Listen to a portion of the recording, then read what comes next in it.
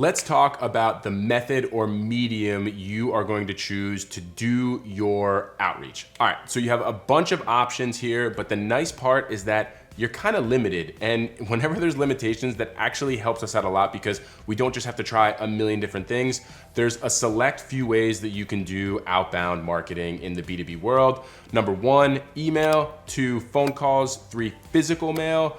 4, social. 5, community platforms. And 6, the age-old in-person. Let's talk about each one.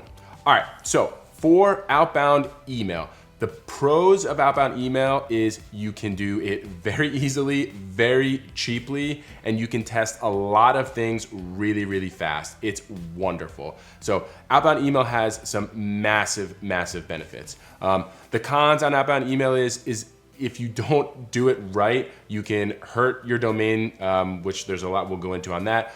You can hurt your reputation, and their email can be really, really tough to reach certain audiences, especially ones that are very weary of emails from strangers, which is increasingly more popular these days.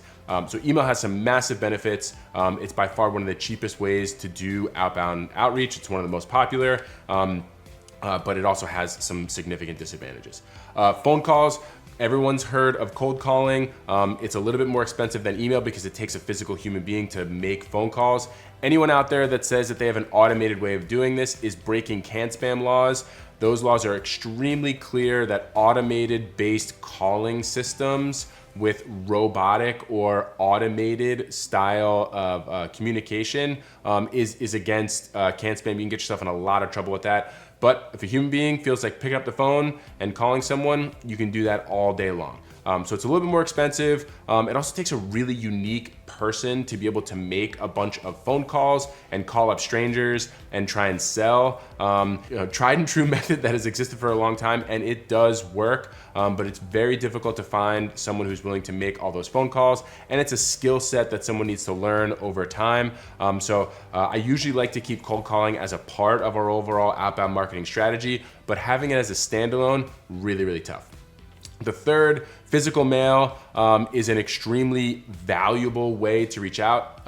Just so everyone knows, it is my favorite to include in any outbound marketing system that you employ. And it's even better when you include things like email and phone calls with it. More on that another time. Anyway, physical mail is great because it does a few things. One, it breaks through the digital noise. It'll give someone something that they can hold on to and reference again. Oftentimes when we send out physical mail, we send something that's extremely personal. And when you follow up with a cold call, it's usually like, hey, did you get the package I sent you? And they're like, yeah, it's right here on my desk, right? So it's a very easy way to turn a cold call into a lot easier or warm call. So physical mail is great. The biggest downside of physical mail is it is slow and it is expensive, right? Depending upon what you send. Also, mail takes time to get to a place where an email or a phone call show up immediately. So any strategy that involves physical mail needs to take those factors into account.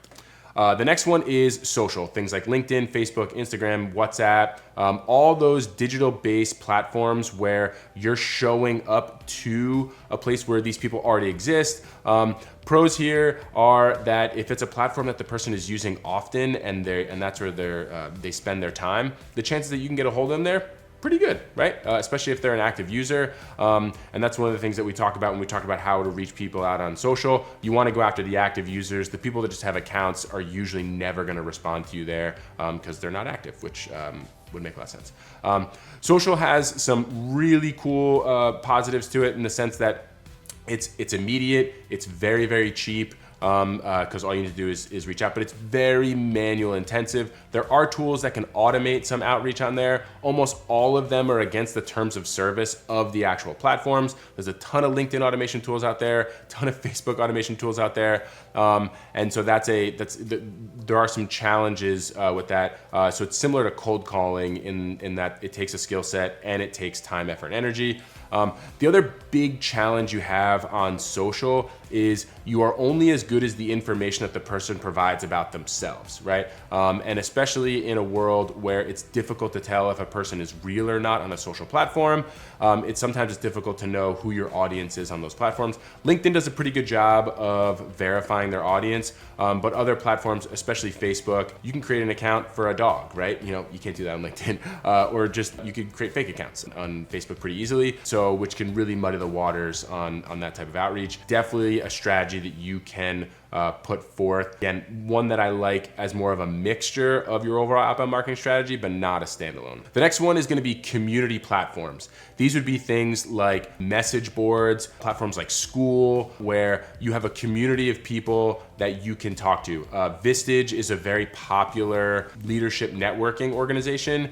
If you are a part of Vistage, you have access to the other members and you can communicate with them on that community platform. Tab, the alternate board, is very similar that way. So if you want to reach a certain audience, if they're a part of a community platform where you can either pay to be a part of that community or you can join for free, that's a great way to introduce yourself and be able to prospect to your ideal audience because they're on a platform that they trust already, right? So community platforms are a phenomenal way to the audience that you want to reach out to. Do not shortchange these, and if you can find them, they're really, really good.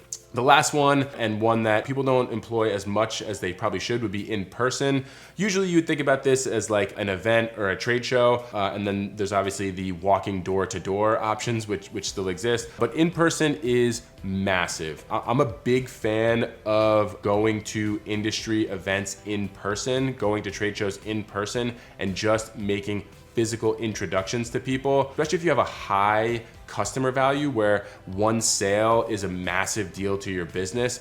Getting face-to-face time is huge. Of course, it's great to prep that face-to-face time with something prior to it. One of the reasons why I love physical gifting is because you can set up a relationship that person, it may sound a little manipulative, but it's not. The person is a bit indebted to you because you've already sent them something of value. So they have a high degree of interest in balancing out that social relationship. So if you send something really nice to them and then you can meet them at an event, a networking event, a trade show, whatever it is, all of a sudden that person has a reason to reciprocate that social contract, which is a really, really cool way to start a conversation. It's also very easy to start a conversation with someone who sent you a gift, right? So making it as easy as possible, break the ice, all that fun stuff. So those are the methods of how you can do your outreach. Each one of them has value in and of themselves, but when you put them together, that's when you can get that explosive growth. So take a look at each one of those. We've talked about many times on this channel how your audience is really, really key. Make sure you know where your audience hangs out, because if they hang out in one particular place or not, it's gonna determine which one you wanna choose. So for instance, if your audience hangs out in their inbox all the time, sending them emails is probably gonna be a pretty valuable strategy, right? Salespeople tend to hawk their inbox because they're waiting for orders to come in and they're waiting to reply to clients. So if you sell to salespeople, sending them emails is usually a pretty good idea. If you sell to high-ranking information security folks like CIOs or CISOs or CTOs, those people hate emails from people they don't know, right? All you're gonna do is clutter their inbox and make them think poorly of you. So understand that the method in which you reach out is a really important, talks about how well you understand your audience and will directly impact the success you have on your campaigns.